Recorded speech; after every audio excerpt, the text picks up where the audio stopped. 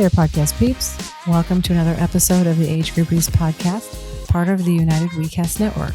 I'm Lindsay, Hiken, and along with my co-host, Mike Ergo, I'm here to talk to you about all things related to endurance sports from an amateur athlete perspective, about living that multi-sport lifestyle, and to share the other random thoughts that pop into our heads. You can follow the show on Instagram at Age Groupies, join our Age Groupies Facebook page, and look us up by name, Lindsay, Hiken, and Mike Ergo on Strava. If you have questions, comments, or topic ideas, feel free to email us at agegroupies@gmail.com. And if you enjoy the show, please leave a rating and review on iTunes or wherever you get your podcast. So today is just a solo episode with me, no guest, and Mike actually went to China to race a half Ironman, and he had his race, and we'll be talking about that on an upcoming episode. But he's currently recovering in Hong Kong and just chilling. So I am going to share with you my 2020 race calendar and event calendar. What I just finished planning. I'm sure many of you have already been planning, been going on the internet and hitting that register button, but I'm just going to talk a little bit about thoughtful planning in terms of looking at your year and share with you what I'm doing. So if you want to come join me, you feel free to, come out to my races, and I'd love to see you out there on the course. So without further ado, here is my episode on planning your 2020 calendar. Hey guys. So today I want to talk with you a little bit about planning your event or race calendar for next year, and also share with you what I'm going to be doing. So this is going to be, a little bit of a shorter episode, but hopefully it gives you some information that is useful to you. And I definitely would love to hear from you guys about what you are doing. I'm always interested to hear what other people have planned in terms of challenging themselves and taking it to the next level. So I did some research online in terms of planning and, just what was suggested. I read an article in Runner's Magazine and did some other, online research and just kind of gathered some tips about planning your race calendar. And I know that there are quite a few people who listen to this podcast who are experienced athletes, and I'm sure you've got your methods of planning, and you've probably have a bucket list of goals that you want to do, and you're just knocking them off one by one. But we also have quite a few people who are newer to endurance sports and are curious about how to, plan races and what they're going to be doing. So I wanted to just kind of share some tips. So I picked out, after doing a little bit of research, I picked out a few pointers. So I'm just going to kind of run through them. So the first thing to do, it says, is to select a goal race. And then from there, you're going to include, so you're going to just calendar your goal race, and then you're going to include several shorter races that you can use to gauge your fitness and tune up. And the idea behind that is that on training, like on training rides or training runs, even if you push yourself and push your pace a little bit, it's not really the same conditions as race conditions. I mean, obviously there's adrenaline and there's just an opportunity to really get out there on a course and push yourself a little bit more and see where your fitness is. And so, it is suggested that you do some racing leading up to your race, if possible. And so that's just something to think about. Kind of pick races that might emulate the race conditions that you're going to be in your goal race. And at the same time, avoid the temptation to over race. I don't know about you, but I love to get online and just see what's out there and be like, oh my gosh, that looks fun. This looks fun. That looks fun. And you could just hit that register button all day long, spend thousands of dollars on races that you can't even make it to. I have been known to sign up for things that conflict with events and things I already had on my calendar. So just avoid that temptation over race, or you may actually injure. I mean, the other thing about it is you could injure yourself and not even make it to your goal race. And that's not ideal. Obviously, it's not the end of the world, but it's definitely not ideal. It says find out everything you can about your goal race. And I'm going to talk a little bit about that later. And when I share my 2020 goal race, this will come into play because I am notorious for not finding out anything about my races. I'm just like, yeah, let's go do it. I mean, part of the thing is that I'm not someone who cares that much about what place I come in. And so I'm not usually gunning for the podium. And I just like, if it looks fun, I'll sign up and then I'll, train and then I'll just go do it. And I don't really care what the course is like or whatever. So, but the thing I'm going to be doing in 2020 is my goal race. That's not going to work. So I'm going to learn a little bit about myself, trying to face this challenge in 2020. So the next item it says is, after you've done your, after you've done your goal event, to do a postmortem to see, what worked, what didn't work, what you liked, what you didn't like about it, what you could have done better in terms of planning, just so that for the year after, you can improve a little bit. And that brings me to the last point, which is the second to last point, which is, and this is something that I didn't read in Runner's Magazine, but after doing my big goal race of Ironman Santa Rosa this year in 2019, what I realized is I needed to plan something on my calendar that was different from my goal race that came up maybe 8 weeks or so after the race, so that I could have something to focus on. Because I just kind of went into like the abyss of not having anything focused, and sort of, in some ways it's nice because I just could do whatever I wanted in terms of working out. I didn't have to feel like I had to train. But on the other hand, like I sort of felt untethered, and it would have been nice if if I had scheduled myself like maybe to do an open water swim, something different from what I did, maybe not as intense, but still a challenge. So maybe if I had decided I was going to go do like the Donner Lake swim or something at the end of July, that would have kept me kind of in the pool and engaged. And it would have, I fell into a little bit of a depression hole, which I've shared about in other podcasts after finishing Santa Rosa.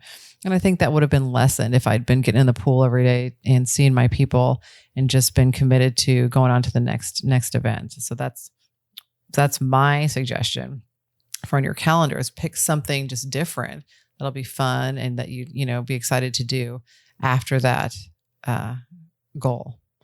And then the last thing is, when it's all done, give yourself a break from racing.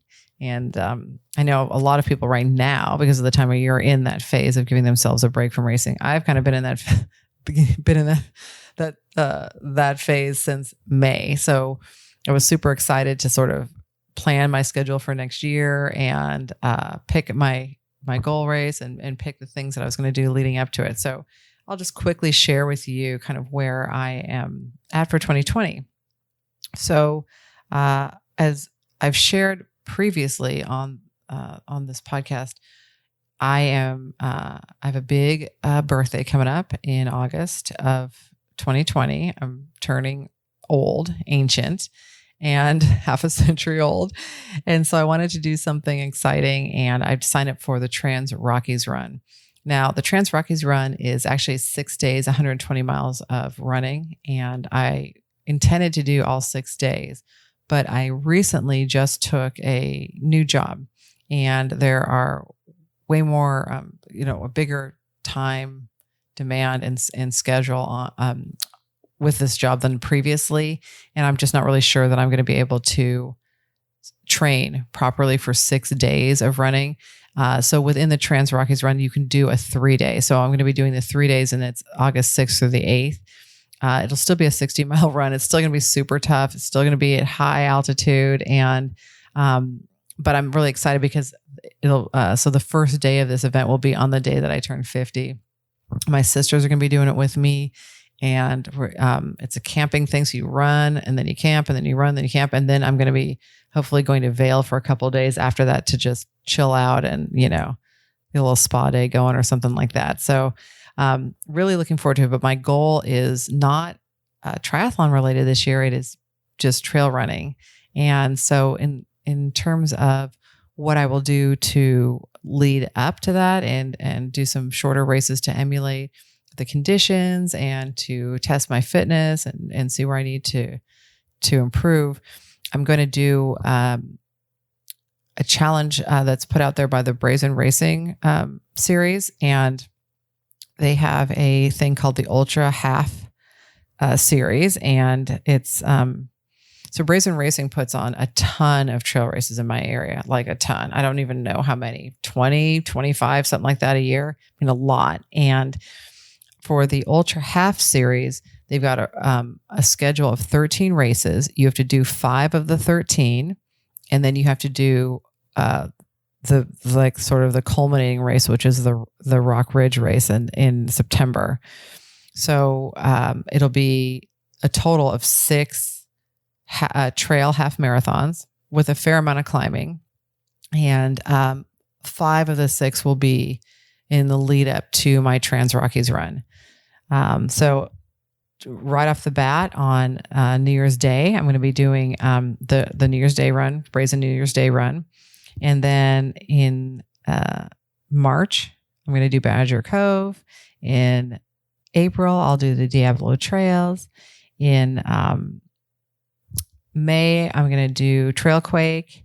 In July, I'll do Bad Bass. And then I'll do the Trans Rockies in August. And then I'll do the Rock Ridge finishing race for the Ultra Half Series. So I'm super excited. When I was talking about like sort of the outline of figuring out your year, one of the tips said to avoid temptation to overrace. And where that comes in for me this year is that I looked at the Brazen schedule, and they have this Ultra Half Series challenge, but they also have basically a climbing challenge. And you have to do way more than 5 of the races or 6 of the races. You've got to do probably almost all of them, because the challenge to complete it, you have to do about 22,000 feet of climbing and trail races. And a part of me was like, I want to do that. I want to do the climbing challenge. But if I think about it and try to avoid this temptation to overrace so that I can actually make my my goal race, I mean, it just isn't a smart idea for me. I mean, I've shared so many times on this podcast that I have knee issues. So for me to, think that I'm going to do a climbing challenge and then still make it to the Trans Rockies run is insane. So I'm going to temper some of my crazy, and I'm just going to do the, and it's almost a half marathon trail marathon every month practically. So, I mean, that's plenty. I'm also adding in some fun things here and there. So I'm going to do the hot chocolate run with some friends on it. That's in San Francisco. It's a 15K, so 9 miles, and that'll be on January 12th. And in fact, if you are a listener of the Age Groupies podcast, you can go on our Facebook page or on our Instagram, and there you can find a discount code for the hot chocolate run. We'd love to have you come out and join us. The other fun thing I'm going to mix in is to do Donner Triathlon with my girlfriends in July. Now, I'm not really doing any cycling or much cycling, so I think I'm going to do a relay with a girlfriend of mine who loves to come to Donner, but she did a triathlon with me once, but didn't really like it, but she loves to ride. So then I can swim and then do the run, and she can ride. So I think we'll do that. And so some of my other girlfriends will come up, and we'll rent a house, and that'll just be a fun little weekend. And that's in July. And then in terms of picking something after my goal race, so that I can kind of stay engaged, but yet give myself a break, I'm going to do a ride that I've done most Octobers since I started doing endurance sports, but I didn't do it this year. Josh and I just couldn't make it down there. But a friend of mine puts on a ride from Carmel down through Big Sur, and then we climb up and over Nacimiento, and we stay in King City. So it's about a 107-mile ride on the first day with, 7,000 feet of climbing, I think. And then the second day we ride back up and over and come through Carmel Valley. And it's, I think, 78 miles or something like that, and less climbing though. That's the second day. And this year when we didn't go, we were so bummed that we weren't there that we vowed to go next year. And so what I'll do is, after I'm done with all my big trail running in August, I will get back on the bike and I will start pedaling. I think by then, I will have been doing a lot of running, and I'll be ready to have a little bit of a break, do something different on my body, keep engaged. So, mid-August, I'll start riding again and get myself in shape for big, long, 180-mile weekend in October. And so that's it. That's my whole schedule. And I'm really, really excited about it, but I have some work to do in advance. So right now we're sitting in November. my knees have still been causing me some problems. So I had a run gait analysis, and good news is this can be fixed, but I need to do some strength work and some PT exercises and some stretching to get myself in a place where I can do all this running. So for now through, mid-December, I've really committed to not really running so much, but really trying to build up my strength and do what I need to do so that I can continue to run. I mean, that's just, I'm not ready to throw in the towel on it yet, obviously. And I just really want to keep running as long as I can. So I'm going to do all the PT, and I'm going to do all the stretches, and I'm not going to blow it off. And so that I can get myself to where I want to be. All right. Well, that's 15 minutes of me babbling about what I'm going to do. And, I'm sure you've had enough of it. And, I would really just like to encourage you guys to, schedule some races that are really going to sort of ignite that inner fire. Oh, you know what? Really quickly, one thing I didn't talk about that I said I wanted to talk about is that that idea of finding out everything you can about your goal race. And I have to say, I mentioned earlier, I'm not good at that, and I don't usually even pay attention to any of the details. I just look at the information about the race, and I'm like, oh, this sounds exciting. I'm going to do it. And I kind of figure out what I need to do to train for it. And I do that, and then I just show up. But in terms of like details of like what needs to happen, like what the course is like, where the hills are, et cetera, I just have never been good at it. In fact, I didn't even do that for Ironman Santa Rosa. Granted, I was very familiar with the race course because I'd been on other races on the similar course. And so I wasn't too worried about that. But I definitely was like not totally clear on how many loops I had to do. And I just, in general, really rely on the race organizers to, mark the route. And I just follow that. And so I'm not recommending that for anybody. If you're new, that is not the proper way to do things. You really should be looking at the course and figuring out like what miles the aid stations are and all of that. And I've had coaches tell me, you got to pay attention to the course, because I actually was in second place a few years ago on a race, and I was having a great race. I actually was fit and I was healthy at the same time, and I was having a great race, and I missed the turn for the run because I was just not totally paying attention and I didn't know the course. And it was a heartbreaking moment when I realized a half a mile later that I was running the wrong direction. So, with Trans Rockies, the thing is, it's not a normal race. Like, they're not up in this trail in the way, way out in the middle of nowhere marking it for us. Because, I mean, there are sweepers and there are people, there will be like aid stations at certain points, but this is definitely a situation where you need to be a little bit more self-sufficient and prepared and have your nutrition on you and your hydration on you, and really understand, like, if you're at an aid station, that there may not be another one for X amount of miles, and what you need to have on you to get through it. And so, I think this will be a really good challenge for me, and it's going to be interesting. But I can't get away with my previous like lazy, I'm just here to have fun. I don't even really care. That's not going to work, because otherwise my black ass will be out in the middle of the Sierras, out in the middle of the Rockies, alone. And that ain't going to be cute. So I do not trust that I have survival skills. I've watched Naked and Afraid, and I know without a doubt that I would tap out like day one. So in an effort to not wander off into the wilderness alone, I'm going to learn everything I can about the race and make sure that I'm really clear with the directions and what we need to do and what we should be bringing and packing every day. And I think I'm going to learn a lot. And what I hope that I gain from this experience, besides just camaraderie with my sisters and being out there celebrating my life and just life in general, is I hope that I'll learn some new skills in terms of preparing for races and learn how to better like dive in on the details, and that might lead to better performances in the future. So who knows? 50 might be my best year yet. Who knows? Anyway, okay. Well, I think that's enough out of me. I would love to have you guys come on to Facebook or email us or Instagram and let us know what you are doing in 2020. And if any of the races I mentioned sound good to you, I would absolutely love to see you on the race course. So come join me. All righty. I'll catch you next time. All righty. That concludes today's episode of the Age Groupies Podcast with me, Lindsay Hiken, and my co-host, Mike Ergo. We really hope you enjoyed it. You can follow the show on Instagram at Age Groupies, join our Age Groupies page on Facebook, and look us up by name, Lindsay Hiken and Mike Ergo on Strava. If you have questions, comments, or topic ideas, feel free to email us at agegroupies@gmail.com.